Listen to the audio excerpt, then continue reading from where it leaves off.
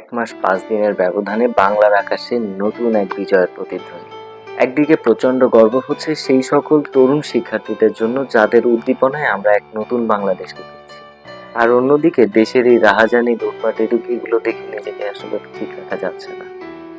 আমরা আসলে কোন স্বাধীনতাটাকে পেয়েছি? সব উৎসুক জনতা, স্টুডেন্ট তাদেরকে দেখে প্রচণ্ড গর্ব হচ্ছে। আর অন্যদিকে এই দেশের সম্পদ লুটপাট, রাহাজানি এগুলো দেখে আসলে নিজেকে ধরে রাখা যাচ্ছে না। এজন্যই আজকের ভিডিওটা বানানো। আসলে কি আমরা স্বাধীনতা পেয়েছি? আর পেলেও কি সেটা আমরা ঠিকভাবে কাজে লাগাতে পারছি?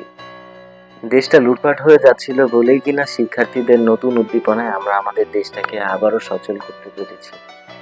কিন্তু সেই লুটপাটই যদি আবার হয় তাহলে এই স্বাধীনতার মানে কি? স্বাধীনতা অর্জনের চেয়ে রক্ষা করা কঠিন, এই কথাটাই কি তাহলে আরো একবার সত্যি হতে যাচ্ছে?